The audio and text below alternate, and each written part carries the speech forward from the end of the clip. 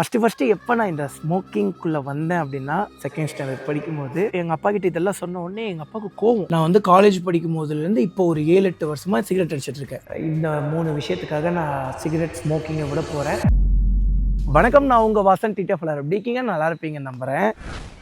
So TTF, so இந்த சிகரெட்டை நம்ம நிப்பாட்ட போகிறோம். இப்படி இல்லை, இப்படி. என்ன வாசா சொல்கிறேன், நீ தம் அடிப்பியா அப்படின்னா, ஆக்சுவலி டிடிஎஃப் நிறைய பேத்துக்கு தெரிஞ்சிருந்திருக்கும், நிறைய பேத்துக்கு தெரியாமல் இருந்திருக்கும். இந்த மாதிரி ஒரு கண்டென்ட், அதாவது ஸ்மோக் பண்ணுற ரிலேட்டடாக போடக்கூடாதுன்னு தான் நினச்சிட்டு இருந்தேன். பட் இருந்தாலும் வந்து பார்த்துட்டிங்கன்னா அந்த பேகையாள ரீல் வந்து ரொம்ப பிடிச்சிருந்தது. அதில் போட்டேன். அதில் வந்து பார்த்தா கமெண்ட் செக்ஷன் படிக்கும்போது நம்ம பசங்க எல்லாம் கண்டுபிடிச்சிட்டிங்கன்னு சொல்லி தெரிஞ்சுது. ஏன் இத்தனை வருஷம் நான் வந்து பார்த்துட்டிங்கன்னா இதை ரிவீல் பண்ணாமல் இருந்தேன் அப்படின்னாங்க. நம்மளோட யூடியூப் சேனல் ஸ்டார்டிங்கில் வந்து பார்த்தீங்கன்னா நான் ரிவீல் பண்ணலான்னு தான் நினச்சேன். அந்த டைம் தான் வந்து பார்த்தீங்கன்னா நம்ம செரியை நான் வந்து பண்ண ரிவீல் பண்ணாரு. அதே டைமில் வந்து பண்ண நான் ரிவீல் பண்ணி ஸ்டாப் பண்ணலாம் நினைச்சிட்டு இருந்தேன். ஸோ அப்படியே ஸ்டாப் பண்ற டைம்ல வந்து பண்ண சரி, நான் ரிவீல் பண்ண உடனே சரி நம்ம அண்ணனே அடிக்கிறாருன்னு சொல்லி எப்படி அந்த மைண்ட் செட் வந்துச்சுன்னு தெரியல. நானும் அப்படியே கண்டினியூ பண்ண ஆரம்பிச்சிட்டேன் ஸ்மோக்கிங்க. அப்போதான் நான் ஒன்று யோசிச்சேன், சரி இப்போ நம்ம ரிவீல் பண்ணோம்னா, சரி நான் ரிவீல் பண்ணும்போது நமக்கு என்ன மென்டாலிட்டி வந்ததோ அதே மாதிரி நம்ம பசங்களுக்கு அண்ணனே அடிக்கிறாருப்பா நம்மளும் அடிப்போம்னு சொல்லி ஒரு மென்டாலிட்டி வந்துடும் சொல்லி தான் நான் வந்து அப்போவே வந்து பண்ண அதை ரிவீல் பண்ணலை. சரி நம்ம எப்போ ரிவீல் பண்ணணும்னா நம்ம எப்போ ஸ்டாப் பண்ணுறோமோ அப்போ ரிவீல் பண்ணலாம் அப்படின்னு சொல்லி பிளான் பண்ணேங்க. இப்போ வந்து பார்த்தீங்கன்னா நான் இந்த ஸ்மோக்கிங் வந்து பண்ண குயிட் பண்ண போகிறேன். டோட்டலாக குயிட் பண்ண போகிறேன். அதனால தான் வந்து பார்த்தீங்கன்னா இப்போ வந்து பார்த்தீங்கன்னா இந்த வீடியோ நான் பண்ணுறேன். சரி, கை கொடுத்து பாராட்டுங்க என்ன. பரவாயில்ல, நீ பீடி குடிக்காம நிப்பாட்டுறது பரவாயில்ல. Thank you so much. நான் ஸ்மோக்கிங் குயிட் பண்ண போகிறேன்.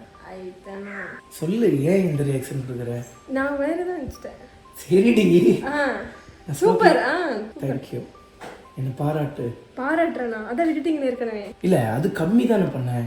அதுவே விட்டதுக்கு சமம் தானே. இல்ல, இப்போ கம்மி பண்ண என்னடி என்னை டிமோட் பண்ண நீ தானே எனக்கு கிடைக்குது. நான் வந்து இது வரைக்கும் கம்மி தான் பண்ணிட்டு இருந்தேன் இவ்வளவு நாள். இப்போ நான் மொத்தமா குயிட் பண்ண போறேன். Okay, thank you. சரி, என்ன இது ஒரு ரியாக்ஷன்?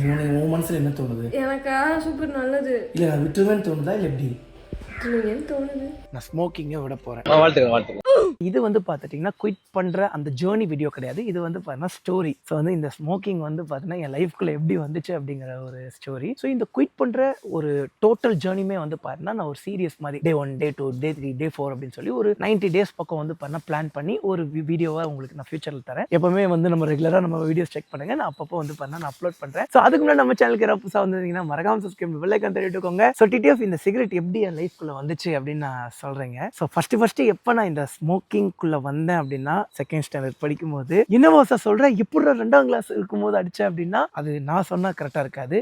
யார் என்னை அடிக்க வச்சாங்களோ வாங்க டேரக்டா அவர்கிட்ட போய் கேட்டு தெரிஞ்சுப்போம். டிடிஎஃப் அண்ணன் வீட்டு பக்கத்தில் வந்தாச்சு. ஃபர்ஸ்ட் அண்ணன் வீட்டுக்கு போய் அண்ணனோட பாயிண்ட் ஆஃப் வியூல இருந்து நம்ம கதையை கேட்கறதுக்கு முன்னாடி என்னோட பாயிண்ட் ஆஃப் வியூ கதை கேட்டுக்கோங்க. அப்போ வந்து நான் ஃபர்ஸ்ட் ஸ்டாண்டர்ட் செகண்ட் ஸ்டாண்டர்ட் பக்கம் படிச்சுட்டு இருந்தேங்க.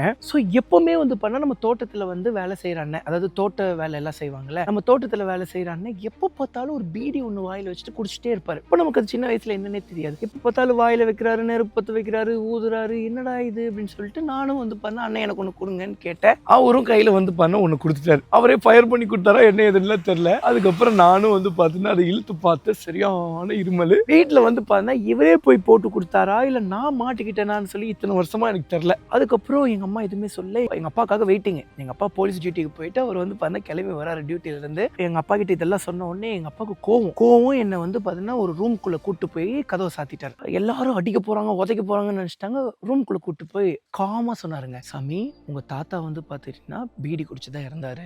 ஸோ அதனால வந்து பண்ணா நான் பீடியே குடிக்க மாட்டேன் அப்படின்னு சொன்னாரு. ஆமாங்க, அது உண்மைதான். எங்கள் அப்பா வந்து பண்ணா பீடியே குடிக்க மாட்டார். சாமி அதெல்லாம் நம்ம வேணாம் அப்படின்னாரு. அப்போலேருந்து கிட்டத்தட்ட நான் ஸ்கூல் முடிக்கிற வரைக்கும் வந்து பார்த்தா பண்ணவே இல்லை. அதுக்கப்புறம் எப்படி அப்படிங்கிறதெல்லாம் வந்து பார்த்தா அதுக்கப்புறம் பொறுமையாக சொல்கிறேன். ஆனால் எங்கள் அப்பா ஒரு மாதிரி ஜெம்முங்க. ஆனால் ஏன் அன்னைக்கு நான் அடிக்காமல் விட்டாரு? ஒரு வேளை பரம்பரை ரத்தத்தில் ஏதாவது ஊறணும்னு நினச்சிட்டாரா?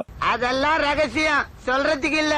இப்போ வந்து அண்ணனோட பாயிண்ட் ஆஃப் வியூல இருந்து கேட்போம். பட் எங்கள் அம்மா இருந்துட்டு என்ன சொன்னாங்கன்னா, அதெல்லாம் அண்ணனுக்கு ஞாபகம் இருக்குமா இல்லையான்னு தெரியல. ஏன்னா அண்ணனுக்கு வந்து பண்ண வயசாயிடுச்சு, ரொம்ப வயசாயிடுச்சு, அவர் மறந்துருப்பாரு அப்படின்னு சொல்கிறாங்க. ஓகே, இப்போ போய் அண்ணன் கிட்ட போய் கேட்டு தெரிஞ்சுப்போம். ஸோ நான் சொன்னேன் இல்லைங்க, அண்ணன் தான் ரங்கசாமி அண்ணா, அண்ணன் தான் எல்லாத்துக்கும் காரணம். அண்ணா உங்களுக்கு நம்ம 2வது படிக்கும் போது நீங்க எனக்கு பீடி கொடுத்தீங்க, ஞாபகம் இருக்கா? ஞாபகம் இருக்காண்ணா? அந்த ஸ்டோரி சொல்லுங்கண்ணா. அது பீடி மறந்துடும் நினைக்கிறேன், குடிக்கக்கூடாது. அது குடிக்க மாட்டேன். அது நீங்க சொல்லுங்க, அந்த ஸ்டோரி எப்படி ஆரம்பிச்சது? நான் தான் கொடுத்து குடிக்க வச்சது நான் தான். இல்லைங்க, குடிக்க வைக்கல. குடிச்சிருக்கிறேன். நான் இருந்துட்டு எப்பவுமே வந்து பார்த்தா தோட்டத்தில் அண்ணனை பார்ப்பேன். அண்ணன் எப்போ பார்த்தாலும் வாயில் அந்த பீடி வச்சுக்கிட்டே இருப்பார். நானே பார்த்துக்கிட்டே இருப்பேன், டெய்லி பார்த்துட்டே இருப்பேன். அதுக்கப்புறம் நான் அண்ணன் உங்ககிட்ட ஒன்று கேட்டேன்னு நினைக்கிறேன். அப்போ நீங்க கொடுத்துட்டீங்க. கொடுத்ததுக்கப்புறம் அதுக்கப்புறம் சொல்லுங்கண்ணே, நீங்களே சொல்லுங்க. நான் என்ன கொடுத்ததாங்க, நீ கேட்டுக்கிட்டே நான் கொடுத்துருக்கேன். 2ஆம் கிளாஸ் படிக்கிற பையன் கொடுக்கலாமா? அதுக்கப்புறம் கொடுத்துட்டாரு. நானும் 10 வச்சு அடிச்சுட்டேன். அதுக்கப்புறம் சரியான இருமல். அதுக்கப்புறம் நீங்களே வீட்டில் சொல்லிட்டீங்களா? இல்லை வீட்டிலாம் சொல்லு சார். நீங்க சொல்லலையா? நான் தான் மாட்டிக்கிட்டேனா? நீ தான் மாட்டிக்கிட்டீங்க. அப்போ நானே தான் மாட்டிக்கிட்டேன் போல. எனக்கு நானே வச்சுக்கிட்ட சூன்யம். என்ன அப்பாவை கூட்டு போனார் நான் ரூம்குள்ள. அந்த ஒரு எந்த ரூம், நம்ம பழைய ரூம் இருக்கும்ல, பழைய ரூமுக்குள்ள, அந்த பழைய ரூம்குள்ள கூட்டு போனாரு. ஆனா திட்டவும் இல்ல, அடிக்கவும் இல்லைண்ணா. வண்டி கலை சொன்னாங்க பாரு, வண்டி பைக் கலை சொன்னாங்கல்ல. என்னையா? நீங்க மாட்டிட்டீங்களா? அதனாலதான் கொரோனாவில் 2 வீசி வீசிட்டாங்க. இல்ல அது வந்து அதுதான் நான் கேக்குறேன். வண்டி கழுவுலன்னு கூட அது வந்து என்னன்னாங்க, சாட்டு வருமாங்க, மாடு அடிக்கிறதுக்கு யூஸ் பண்றது. வச்சு இப்படின்னா சட்டக்குங்கும். அதுக்கப்புறம் சாட்டை அப்படின்னு சொல்லுவாங்க. சோ அதுல எல்லாம் வந்து பண்ணா வண்டி கழுவுனாலே எங்க படிப்பாரு. நான் சொன்ன மாதிரி ஏன்னா பீடி குடிச்சதுக்கு என்ன அடிக்கல, அதெல்லாம் தெரிஞ்சிருக்காது. எங்க அப்பா தான் தனியா கூட்டு போய் ரூம்ல வச்சு பேசினாரு. பேசியிருப்பாங்க, பதில் ஏதாச்சும் பேசியிருப்பாங்க. அதெல்லாம் அப்படி இருந்தா கேட்டிருப்பாங்கல்ல. உங்களுக்கு ஒரு வார்த்தையும் கேட்கல. எனக்கெல்லாம் அது கேட்கவும் இல்லை, அவர் கண்டுக்கவும் இல்லை. அதான் நான் இப்ப என்னன்னா, நீங்க ஆரம்பிச்சது, நான் வந்து காலேஜ் படிக்கும் போதுல இருந்து இப்போ ஒரு 7-8 வருஷமா சிகரெட் அடிச்சிட்டு இருக்கேன். அதை வந்து நான் இப்ப நிப்பாட்ட போறேன். சோ அதனால அந்த ஒரு கதையை சொல்லிட்டு நான் அப்படியே வந்து பண்ண அதை நிப்பாட்ட போறேன். சரி, அதுக்காக தான் சரி உங்ககிட்ட அந்த கதையை கேட்டு போலாமே வந்தேன். வேண்டாம்னா பாருங்க, வேண்டாம்னா நிறுத்திடுங்க. அதையும் வேணும்னா பாருங்க, இல்லைன்னா நிப்பாட்டிடுங்க. சரி, நானும் நிப்பாட்ட போறேன், நீங்களும் நிப்பாட்டிடுங்க. ஓகே. ஸோ வந்து நான் இப்போ என்ன சொல்ல வரேனாங்க, ஸோ வந்து உங்க வீட்டில் வந்து நிறைய குழந்தைங்க இருப்பாங்க. ஸோ நீங்க என்ன பண்றீங்களோ அந்த குழந்தைங்க பார்த்து கத்துப்பாங்க. ஸோ அவங்க முன்னாடி வந்து பண்ண சண்டை போடுறது, கெட்ட வார்த்தை பேசுறது, ஸ்மோக் பண்றது, ட்ரிங்க் பண்றது, இந்த மாதிரி ஒரு தவறான விஷயங்கள் குழந்தைங்க முன்னாடி பண்ணாதீங்க. ஏன்னா அது குழந்தைங்கள் அது என்னன்னே தெரியாத வயசுல என்னமோ பண்றாங்கப்பா, நம்மளும் பண்ணி பார்ப்போம்னு பண்ணிடுவாங்க. ப்ளீஸ். ஸோ இப்போ வந்து பண்ணா ஸ்மோக்கிங் குவிட் பண்ண போறேன். நான் நீங்களும் விட்டுருங்க. விட்டுருங்கன்னு இப்பவே போதில் தான் இருக்கீங்க. இதுக்கப்புறம் விட்டுருங்க ப்ளீஸ், எனக்காக, இந்த தம்பிக்காக. சரி சார். எவ்வளவு வயசுனாச்சு? ஒரு 75 ஆச்சு. 75 ஆச்சுங்களா? எப்படின்னா இப்படி ஸ்ட்ராங்கா இருக்கீங்க? அப்படின்பா, என்ன பண்றதுங்க, இன்னும் நல்லா இன்னும் கொஞ்ச நாளைக்கு இருக்கணுங்கிற யோகம் இருக்குது. இருந்து பார்க்கலாங்க. யோகம் இருக்குடா, அதனால இருக்கு. அண்ணன் சொன்ன அந்த கதையெல்லாம் கேட்டு வந்துருப்பீங்க. அண்ணன் பெருசா சொன்ன நம்ம தான் பெருசா சொல்லுவோம். ஏன்னா எங்க அம்மா கிட்டங்க இந்த ஸ்மோக்கிங் விட போறேன்னு சொல்லி அம்மா கிட்ட என்ன ரியாக்ஷன் கொடுக்குறாங்கன்னு சொல்லி பார்த்தா தேங்க்ஸ் அப்படின்னு முடிச்சுக்கிட்டாங்க. ஏன்னா அந்த ஒரு கேமரா ஃபியர்னு ஒன்று இருக்கும்ல. சரிவா சார், நீ தான் வந்து பண்ணா, அதுக்கப்புறம் அப்பா சொன்னதுல இருந்து நீ விட்டுட்டியே, அதுக்கப்புறம் ஏன் மறுபடியும் கண்டினியூ பண்ணேன்னா, அது எப்போ கண்டினியூ பண்ணாங்க, காலேஜ் படிக்கும் போது திரும்பி கண்டினியூ பண்ணேன். காரணம் வந்து பார்த்துட்டீங்கன்னா, எவனோ ஒரு பைத்தியக்காரன் இந்த லவ் ஃபெயிலியர்லாம் ஆனா இதெல்லாம் இந்த கருமம்லாம் பண்ணணும்னு எவனோ பழக்கி விட்டான். அது வந்து பார்த்தீங்கன்னா இன்னும் நிறைய ஜென்ரேஷன் வந்து அதே தப்பு பண்ணி சீரழிஞ்சிட்டு இருக்காங்க. அதெல்லாம் பண்ணாதான் நீங்க ஃபீல் பண்றதுக்கான அந்த ஒரு அர்த்தம்லாம் கிடையாதுங்க. டோட்டலா ஒரு புல்ஷிட். சத்தியமா அது வேஸ்ட். நம்ம எப்படி நம்மளோட ஃபீலிங்ஸை காமிக்கலாம்னா, நம்ம வந்து உழைப்புல போட்டு அந்த வெறி, அந்த ஒரு கோவம், அந்த கஷ்டம் எல்லாத்தையும் நம்மளோட உழைப்புல போட்டு நம்ம முன்னேறி வர்றதுல காட்டலாங்க. ஸோ அப்படிதான் வந்து பார்த்தீங்கன்னா நானுமே தெரியாம வந்து பண்ணா ஃப்ரெண்ட்ஸ் கூட சேர்ந்துட்டு இந்த ஸ்மோக்கிங் பண்றதுல திரும்பி வந்துட்டேன். ஸோ அதுக்கப்புறம் வீட்டில் என்னைக்காவது நான் மாட்டிருக்கேனா அப்படின்னு சொல்லி கேட்டிங்கன்னா மாட்டிருக்கேன். ஸோ வந்து ஒரு நாள் காலேஜெல்லாம் முடிச்சு நைட்டு வீட்டுக்கு வரேன், மாட்டிட்டேன். எங்கள் அம்மா வந்து பார்த்தீங்கன்னா இப்படி 2 தட்டிட்டாங்க, இப்படி என்னை தட்டி விட்டுட்டாங்க. நானும் போய் தூங்கிட்டேன். ஸோ காலையில் எந்திரிக்கிறேங்க, ஒரே கச்சமுச்சான்னு ஒரே சவுண்டு. என்னடா இது, ஏதோ கச்சமுச்சான்னு சவுண்டு வந்துகிட்டே இருக்கு அப்படின்னு சொல்லி கண்ணை திறந்து பார்த்தா, தம்பி எந்திரிச்சிட்டான் அப்படின்னு சொல்லி சொந்தக்காரங்க ஒரு 20-15 பேர் பக்கம் வந்து பண்ண நம்ம வீட்டில் இருந்தாங்க. என்னடா நடக்குது இங்கே அப்படின்னு சொல்லி கண்ணை திறந்து பார்க்குறேன். எங்கள் அம்மா வந்து பண்ண நைட்டே வந்து பண்ண நான் தூங்கினதுக்கப்புறம் ஸோ எங்கள் அம்மா வந்து எல்லா சொந்தக்காரங்களுக்கும் கால் பண்ணி எல்லா சொந்தக்காரங்களும் அடுத்த நாள் வந்துட்டாங்க. ஃபுல்லாக அட்வைஸ் பண்ணாங்க. அது அப்படியே போச்சு. ஏன் வந்து நான் இந்த ஸ்மோக்கிங்கை விட போறேன்னா 3 ரீசனுங்க. ஒன்று வந்து நான் தான் ரீசனு. என்ன ரீசன்னாங்க, என்ன எப்பவுமே நான் ஒரு இம்மார்ட்டலாக ஃபீல் பண்ணுவேன். ஒரு சாவே இல்லாத மனிதன், அழிவே இல்லாத மனிதனாக ஃபீல் பண்ணுவேன். இதை என் ஒய்ஃப் கிட்ட சொன்னா விழுந்து சிரிப்பா. இது நிறைய பேர் சிரிக்கலாம், பட் ஏன்னு தெரியல, எனக்கு சின்ன வயசுலேருந்தே அந்த ஒரு இம்மார்ட்டலிட்டி மேலே ஒரு ஆசை. என்ன நான் என்றைக்குமே வந்து பண்ண ஒரு அழிவு இல்லாதவனா நான் ஃபீல் பண்ணுவேன். இந்த இப்போ நம்ம ரங்கசாமி நான் பார்த்தோமா, ஸோ அவருக்கு வந்து 75 வயசு, இன்னுமே நல்லா ஸ்ட்ராங்காக இருக்காங்க. பட் நம்ம அந்த 75 வயசுல அந்த மாதிரிலாம் இருப்போமா? இப்பவே நம்ம காலேஜ் படிக்கட்டு ஏறினாலோ இல்லை எங்கேயாவது போனாலே கொஞ்சம் தூரம் போனாலே மூச்சு வாங்குதுங்க. அப்படி அப்போ 60 வயசு 70 வயசுலனா நம்ம எப்படி இருப்போம்? ஸோ அவங்க வந்து பண்ண ஃபுட்டு அப்போ சின்ன வயசுலேருந்தே பயங்கரமாக வேலை செஞ்சுட்டு இருந்தாங்க.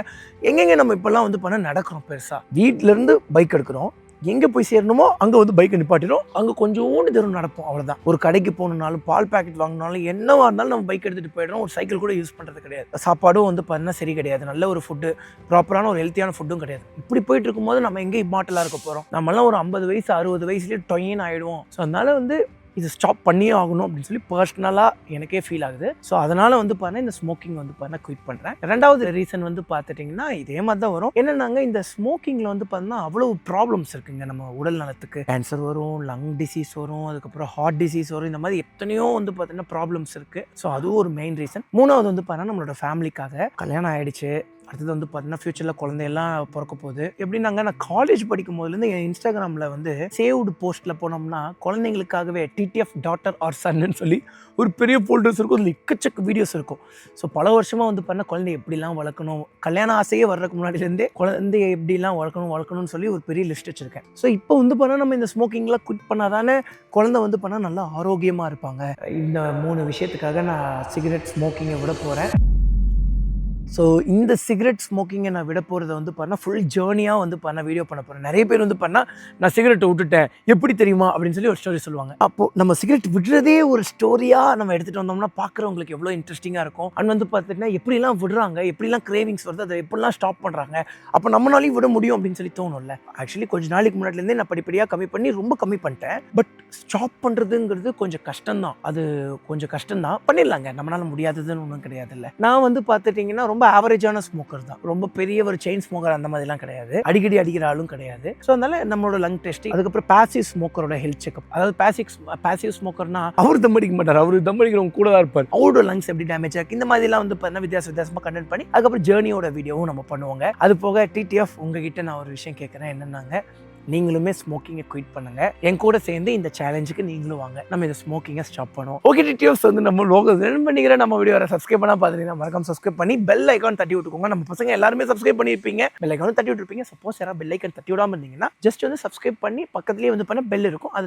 தொட்டு ஆல் போட்டு வச்சிருங்க. பயங்கர எக்ஸ்ட்ராஆர்டினரியான கண்டென்ட்ஸ்லாம் வரப்போகுது. திரும்ப வீட்டுக்கு நம்ம ஹெல்மெட் போட்டு வண்டிருக்காங்க. Bye TTF love you misters பார்த்து சேஃபாக. Love you so much.